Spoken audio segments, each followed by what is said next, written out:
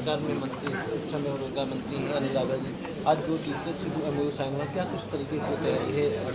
देखिए, मैंने शुरू में कहा कि हमारी देश की जो प्रसिद्ध और प्रतिष्ठित कंपनियां हैं, 3000 कंपनियों तक हमारी रीच पहुंचे, हमारी पकड़ होगी, जिनको हम उत्तर प्रदेश के नौजवानों के साथ जोड़ने में हमको सफलता मिल सकती है। और सबसे बड़ी बात है कि आज का एमओयू हमारे नौजवानों के कौशल के विकास में भी सहयोगी बनने वाला है, उनकी ट्रेनिंग में भी साथ ये लोग चलेंगे, तो कितनी बड़ी बात है।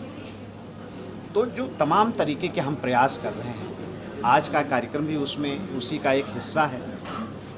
आज से एक और नई कड़ी जुड़ रही है, तो हमारे बेरोजगार जो नौजवान हैं उनकी बेकारी और बेरोजगारी दूर करने का आज एक रास्ता और हम लोग लगभग टीसीएस कितना कम लोग जॉब मिल जा रहे हैं? नहीं, कोई आंकड़ा निश्चित नहीं है, हम लोग मिलजुल कर प्रयास करेंगे, ज़्यादा से ज़्यादा लोगों का प्लेसमेंट हो सके, ज़्यादा से ज़्यादा से लोगों को हम लोग उनके साथ जोड़ सकें इन 3000 कंपनियों के साथ, ऐसा हम लोग प्रयास। जिस तरीके अमित शाह जी के बयान को विपक्ष लगातार मुद्दा बना रहा, जब बसपा ने भी लगातार यहाँ पर प्रदर्शन किया पूरे प्रदेश में, किस तरीके देख रहे हैं इस तरीके विपक्ष जिम्मेदारी? इन लोगों की बातों की जनता में कहीं स्वीकार्यता है?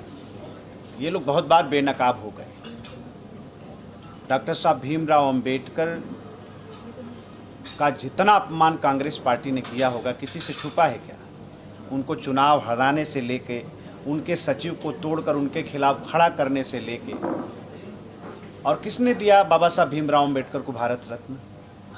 कौन पंच तीर्थ बना रहा है? ये किसी से छुपा है?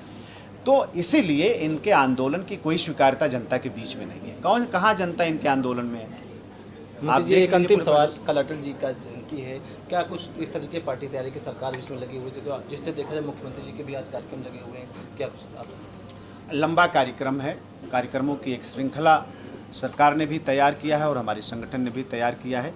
लगातार ये कार्यक्रम चलेंगे और बहुत ही श्रद्धा भाव से हम लोग पूज्य अटल जी को नमन करते हैं, और उन्होंने जो देश के लिए काम किया, समाज के लिए काम किया, उसकी चर्चा हम जनता के बीच में जाके करने वाले हैं। ठीक, ये थे मेरे साथ यूपी सरकार में मंत्री अनिल यादव, जो उत्तर प्रदेश सरकार में श्रम एवं रोजगार मंत्री हैं। आज यहाँ पर टीसीएस के थ्रू एमओयू साइन हुआ है, काफ़ी रोजगार में उत्तर प्रदेश में काम है। टीसीएस के साथ एमओयू साइन किया है, इसके बारे में थोड़ा सा विस्तार पूर्वक।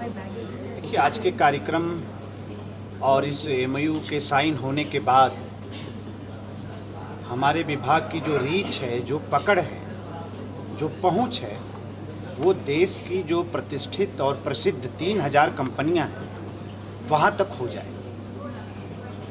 हमारे जो बेरोजगार नौजवान हैं उत्तर प्रदेश के, इन 3000 कंपनियों में उनको जोड़ने का काम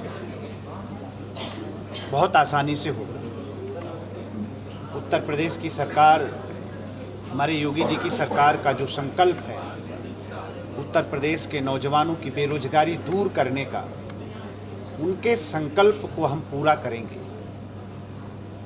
तमाम जो परेशानियां हैं, हमारे जो युवा हैं उनके कौशल के जो विकास का सवाल है, उसको भी समाधान करने में आज का एमओयू बहुत सहायक सिद्ध होगा। तो सब मिला जुला के हम ये कह सकते हैं कि निरंतर जो बेरोजगारी को दूर करने का प्रयास उत्तर प्रदेश की सरकार कर रही है, उस दिशा में आज का ये एमओयू, आज का ये कार्यक्रम बहुत ही सहायक सिद्ध होगा। आज का ये बहुत ही अच्छा कार्यक्रम संपन्न हो रहा है। सर, आपने भी अपने संबोधन में कांग्रेस नेत्री का जिक्र किया है, वो एक देश का नाम लिखा हुआ बैग लेकर के संसद भवन में जाती हैं। विपक्ष आरोप लगाता है कि इजराइल भेजे तो जा रहे हैं, लेकिन उनकी स्थिति बड़ी गंभीर है। नहीं, देखिए, आप सब कुछ आपके सामने है, और ऐसा नहीं है कि इजराइल गया हुआ कोई भी नौजवान या उसके परिवार के लोग हमारे प्रेस के साथियों से दूर है, उनकी पकड़ में है। आप कहीं भी पूछ सकते हैं, कहीं भी जानकारी ले सकते हैं। हम लोग तो इतना दिन से इस काम को देख रहे हैं, एक भी शिकायत आज तक नहीं आई। अब सरकार के प्रयास पर प्रश्न खड़ा करना ये प्रतिपक्ष की आदत है और फैशन सा बन गया है। कभी सकारात्मक सोच के साथ कभी प्रतिपक्ष ने कोई सहयोग किया हो, आप एक भी प्रकरण ऐसा बता नहीं सकते हैं। तो जिसकी इस तरह से निगेटिव और नकारात्मक जिसकी मानसिकता हो, वो क्या कह सकता है। सर, एक आखिरी सवाल। विपक्ष लगातार अमित शाह जी के बयान को लेकर प्रदर्शन कर रहा है। आज बहुजन समाज पार्टी की सुप्रीमो के आह्वान के बाद पूरे प्रदेश में प्रदर्शन चल रहा है कि वो माफ़ी मांगे और इस्तीफा दे अपने पद से। नहीं, प्रदर्शन में कौन लोग शामिल हैं? इस तरह का प्रदर्शन जनता देखिए बहुत अच्छी तरीके से जानती है और इनके चेहरे बहुत बार बेनकाब हुए। ये किसी से छुपा नहीं है कि कांग्रेस पार्टी, चाहे कम्युनिस्ट पार्टी, चाहे समाजवादी पार्टी, कितनी बार डॉक्टर साहब भीमराव अंबेडकर को अपमानित करने का इन लोगों ने काम किया। तो ये बार बार ये प्रश्न उठाना, और वो लोग मुगालते में हैं। पूरा प्रदेश, पूरा देश इस बात को जानता है कि डॉक्टर साहब भीमराव अंबेडकर को भारत रत्न किसने दिया, उनके नाम पर पंच तीर्थ कौन बना रहा है, कौन उनका सम्मान कर रहा है, कौन उनके बनाए गए संविधान की भावनाओं के अनुरूप चल रहा है। ये किसी से छुपा नहीं। इसलिए आम जनता में इस तरह की बातों की कोई स्वीकार्यता नहीं है। इन लोगों के आंदोलन का कहीं कोई असर नहीं है, कहीं कुछ दिखाई नहीं दे रहा। Thank you.